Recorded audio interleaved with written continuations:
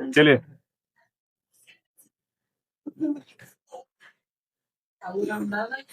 देखिए, हिंदी हिंदी का 11वीं क्लास का है चैप्टर। इसका नाम है सहजो बाई। एक कविता है जिसको पद के नाम से भी हम लोग पद कहते हैं इसको, और इंग्लिश में इसको पोएट्री कहा जाता है।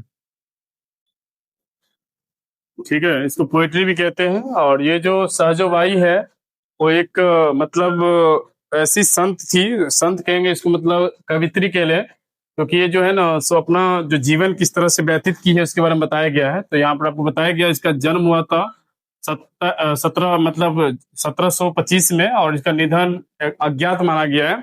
अज्ञात इसलिए कहा गया इसको, जो इनका मौत का अभी तक कोई डाटा कंफर्म नहीं है। ठीक है, और इनका जो है जो किताब बता रहा है, एनसीईआरटी बता रहा है, वो आपको अज्ञात बता रहा है। जन्म स्थान इनका परीक्षितपुर है। परीक्षितपुरा कहते जगह का नाम है, दिल्ली के निकट पड़ता है।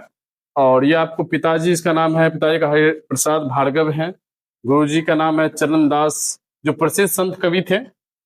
विशेष इनके जो व्यक्तित्व रहा है, पर्सनैलिटी रहा है इनका, वो आजीवन अविवाहित रही है, मतलब विवाह नहीं की थी। रचना की बात करें तो इसने एक किताब लिखी, इसका नाम था सहज प्रकाश।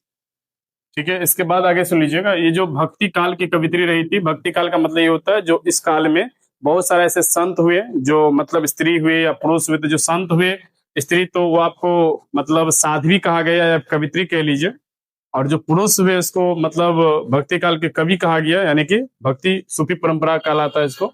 इसमें अपना अपना जो भी, जैसे मान लो कोई कृष्ण भगवान के यानी कृष्ण का भक्ति किए थे, कोई राम का, कोई मान लो कोई अलग अलग जो भगवान थे उसका अलग अलग से भक्ति प्रचार किया था। ये भी भक्ति काल की ही थी, लेकिन ये कृष्ण का गुणगान करती थी। ठीक है, यहाँ पर आपको दो ठो पद दिया गया है, पद 1 है और पद 2 है। इसमें आपको कविता में मतलब पहला पद बता रहा है कृष्ण का गुणगान करते हैं, जो कृष्ण का जीवन कैसा रहा है, कृष्ण का जीवन के बारे में इसने क्या देखी है, क्या समझी है। और इसके बाद गुरु का गुणगान भी किया सेकंड में। तो इस दोनों को इसमें इस कविता के माध्यम से आपको बताया गया। ठीक है, एक बार आप इसको बढ़िया से एक बार देख लीजिए। देखिए, इसका नाम सहजोबाई है, और ये इनका जन्म 1725 में है। इनका निधन अज्ञात है। जन्म स्थान इसका परीक्षितपुरा है, दिल्ली के जो निकट पड़ता है। पिता का नाम हरिप्रसाद भार्गव, और गुरुजी इनका चरणदास है। प्रसिद्ध संत कवि है, और विशेष इनका जीवन जो है ना एकदम पूरा मतलब जो है ना आजीवन विवाहित, मतलब अविवाहित रही थी, विवाह नहीं की थी। रचना इनका एक किताब के नाम था सहज प्रकाश। ठीक है, चलिए इस कविता के माध्यम से आप लोग को देखना है जो आखिर ये अपने जीवन में क्या समझी, क्या की है।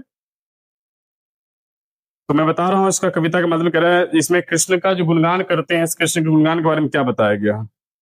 कह रहे, मुकुट लटक अटक मन माही, नृत्य तन नटवर, मदन मनोहर कुंडल छल अलग बिथुराई। इसमें मुकुट के मतलब बताया ये जा रहा है, जो कृष्ण का माथे में देखेंगे आप लोग मुकुट होगा, जो मुकुट देखने में बहुत सुंदर लगता है। नृत्य तन नटवर, नटवर लाल भी कहा गया कृष्ण को, क्योंकि छोटे थे देखने में और बहुत ही बदमाश थे, शैतान थे, इसलिए इसको नटवर लाल भी कहते। मनोहर मतलब मन को मोहने वाला, मन को हरने वाला, मनोहर थे।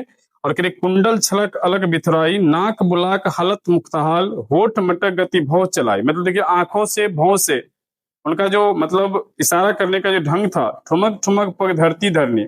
जब वो चलते थे ना धरती पे, जैसे लगता है ठुमक ठुमक के चल रहे, क्योंकि उसका शरीर जो है ना मतलब बहुत ही छोटे में देखने में बहुत सुंदर लगते थे। उनके पैरों में मतलब जो मतलब कहने का चांदी का जो है ना घुंघरू जैसे बजते थे, उनका जो है ना माथे में मुकुट थे, मोर का पंख थे। वो कृष्ण के जो भक्ति थे, कृष्ण के जो देखते रूप जो थे ना, वो रूप काफी सुंदर थे, सुहावना थे, देखने में बहुत ही मतलब मनमोहक थे, मनोहर थे। तो कह रहे हैं यहाँ पर, झुनक झुनक नुपुर झनकाई, झनक झनकारत तथा थे रिज रिझाई चरणदास। यानी कि इनका जो गुरुजी है, इनका नाम है चरणदास। ये अंतर भवनकारी जित रहो सदाई। इस पद के माध्यम से इसने कृष्ण जी का गुणगान किए हैं, और ये कृष्ण की भक्ति भी करती थी, लेकिन भक्ति कृष्ण के करने के साथ साथ, लेकिन ये पूर्णतः पूरा जीवन जो है ना, ये गुरु, जो इनका गुरु का नाम है चरणदास, चरणदास के लिए पूरा जीवन जो है ना, ये अपना पूरा जीवन बिता दी। मतलब माता पिता को सबको त्याग करके या माता पिता को छोड़ करके ये चले गए दिल्ली, और दिल्ली में जाकर अपने गुरु के समीप रहने लगे। उन्हीं का मतलब देखरेख करना, उनके पास रहना, सारा काम अपना पूरा जीवन जो है ना गुरु के ही समीप अपना जीवन बिता दिए। आपको यहाँ पर दिया गया, नीचे मैं आपको सेकंड पद के माध्यम से बताऊंगा। पहला तो पद आपको समझ में आ गया होगा, जो बता रहा था मुकुट लटक अटकल अटक मन माही, मतलब कृष्ण भगवान के मुकुट के बारे में बताए गए थे। उनका जो सुंदर मनोहर चेहरा था, उनके जो मतलब चलने का जो मतलब था, उनके जो मतलब देखने में जो मतलब उनके सारी जो गुणगान थे, श्यामल रंग, सारा चीज को मतलब उसका तारीफ किए थे। और सेकंड की बात करें गुरु यानी कि पद में बताया गया जो गुरु जी के ऊपर कैसे कैसे अपना वो जीवन के बारे में बताई है, तो कह रहे राम तजु पर गुरु न बिसरो। मतलब राम को तेजना चाहते हैं, मतलब भगवान को बिसर जाना चाहते, लेकिन गुरु को बिसरना नहीं चाहते। गुरु के श्रम हरि कल निहारो, मतलब कहना चाह रहे जो अगर गुरु जी हमारे सामने होंगे तो हरि को नहीं निहारेंगे, मतलब हरि को नहीं देखेंगे, मतलब भगवान विष्णु को भी नहीं देखेंगे। ठीक है, हरि वही है ना, कृष्ण को ही हम लोग हरि भी कह सकते हैं। हरि ने जन्म दियो जग माई, हमें भगवान के वजह से हमको यानी हरि ने हमको जन्म दिया है। लेकिन गुरु ने आवागमन छुटाई, मतलब हमको गुरु जी है ना इस मोह माया यानी इस बंधन से मुक्त होने का एक रास्ता बता दिया। तो ये कहते हैं अंधकार से प्रकाश की ओर ले गया। ठीक है, हरि ने 5 छोड़ दिए साधा, मतलब हमारे जो कुछ मोह माया हमको दे दिया हरि ने। और गुरु ने मतलब गुरु ने लई छुटाई अनाथा, मतलब कहने का मतलब हुआ जो गुरु जी है ना हमको इस सब चीज से, इस सब जो मोह माया था इनसे हमको छुटाने के लिए मुझे मतलब बहुत सारा मुझे शिक्षा दिया गया। हरि ने कुटुंब जाल में घेरी, मतलब कुटुंब में, मोह माया में, रिश्ता में, पत्नी में, माँ में, बेटे में, है ना, अनेक तरह के रिश्ते में हमको भगवान ने हमको उलझा दिए। ठीक है, लेकिन गुरु ने काटी ममता बेरी। भगवान कृष्ण ने कहना चाह रहे हैं जो भी ममता हमारे हैं, जो ये आपका है, वो आपका है, ये आपका भाई, आपकी बहन, आपकी ये है, रिश्ते में है, ये कुछ भी नहीं, आपको सब भगवान गुरु मतलब गुरु जी है ना, सब ममता बेरी को आपने काट दिया। हरि ने रोग भोग उलझायो, भगवान ने हमको रोग भी दिया, भोग भी दिया। भोग का मतलब तो भोजन भी करने को दिया, साथ में हमको बहुत सारी बीमारियां भी दिया, उसमें हम लोग पूरा जीवन उलझ जाते हैं, है ना। पहले तो हम लोग पैसा कमाने के लिए शरीर खराब कर लेते हैं, फिर शरीर खराब हो जाने के बाद हम लोग पैसा बर्बाद करके फिर से हम शरीर को ठीक करते हैं, मतलब हमारा जीवन ऐसे चलता है। कुछ लोग देखिएगा आपको मतलब पैसा कमाने के लिए पूरा शरीर को खराब कर लेता है, अब फिर बाद में देखिएगा वही शरीर को बचाने के लिए पूरा पैसा बर्बाद कर देता है। मतलब हमारे यहाँ जीवन ही ऐसा होता है। तो कहना चाह रहे हैं यहाँ पर हरि ने रोग भोग उलझायो, गुरु ने जोगी कर सब छुटायो। गुरु जी हमको बता दिया जो आपको अगर जीवन में कुछ पाना है तो आपको गुरु के मतलब एकदम पूरा योग मतलब कहने मतलब एक जोगी की तरह रहिएगा, आपको कुछ भी नहीं होगा। हरि ने कर्म भरम भरमायो, हरि ने हमको कर्म भरम यानी कि बहुत सारे कर्म में भर में भरमा दिया। गुरु ने आत्म रूप लखायो, हरि ने मोही आप छिपायो, भगवान ने अपने आप को हमसे छुपा लिया, मतलब असलियत जो रूप है उनका वो हमको दिखने में नहीं आया।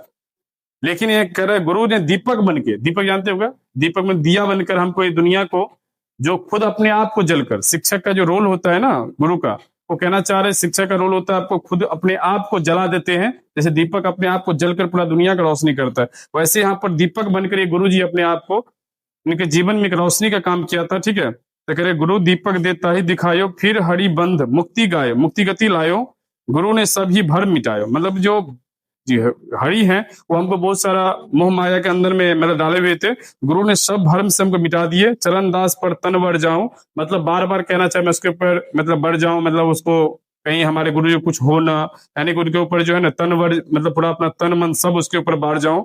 गुरु न ताजु हरि का ताजु, कहना ये चाह रहे हैं जो मतलब हरि को तेजेंगे लेकिन गुरु को कभी नहीं तेजेंगे। इस कविता के माध्यम से आपको बताया गया था जो एक कृष्ण का गुणगान थे पद में, और दूसरा पद में आपको गुरु का गुणगान थे। दोनों में अगर बैलेंस की बात करें, अगर सबसे ज्यादा अगर वेटेज की बात करें, सबसे ज्यादा अगर मान लो किसी पे ज्यादा ध्यान देने की बात करें, यहाँ पे गुरु के ऊपर ज्यादा ध्यान दिया गया है, गुरु की बात ज्यादा माना गया है, क्योंकि हमारे जीवन में अंधकार से प्रकाश को ले जाने का काम गुरु ही करते हैं। इसलिए आपने सुना होगा मतलब आपने जब एक तरफ गुरु खड़े हो, एक तरफ अगर मान लो गोविंद खड़े हो, तो गोविंद भी कहता है जो पहले गुरु का पैर छूने के लिए। ठीक है, इससे क्योंकि गुरु ही गोविंद तक जाने का एक रास्ता हमको बताते हैं, मतलब भगवान तक जाने का रास्ता अगर हमें कोई बताता संसार में तो गुरु ही बताते। इसलिए कहते हैं गुरु अगर एक तरफ खड़े एक तरफ गोविंद खड़े हो ना, तो हम लोग भगवान गोविंद भी कहता है जो पहले गुरु को ही पैर छू, क्योंकि हमारे तक आने तक रास्ता में मतलब वो गुरु ने ही बताया है। ये आपको इस तरह से कविता के माध्यम से सहजोबाई कविता थी, जिसका आपने देख लिया, इसका जो कवित्री है यानी कि इसका जो लेखिका मतलब कवित्री है, जिसका नाम है आपको सहजोबाई है, और ये निधन इनका अज्ञात रहे हैं। जन्म स्थान परीक्षितपुरा दिल्ली के निकट है। पिता हरि प्रसाद भार्गव जी हैं। गुरु इनका चरणदास जो प्रसिद्ध संत कवि थे, विशेष आजीवन मतलब अविवाहित रही थी, विवाह नहीं की थी। और रचना इनका एक किताब का नाम था सहज प्रकाश, और इसमें ये भक्ति काल के मतलब रखो ना, कृष्ण भक्ति में ही अपना थे, लेकिन सबसे ज्यादा अपना पूरा जीवन जो है ना गुरु के लिए समर्पित कर दिए थे। इस तरह से आपको इस कविता के माध्यम से आपको बताया गया था। ठीक है, ये 11वीं का हिंदी का था कविता, जिसमें आपको इसके माध्यम से मैं बताना चाह रहा था। Thank you.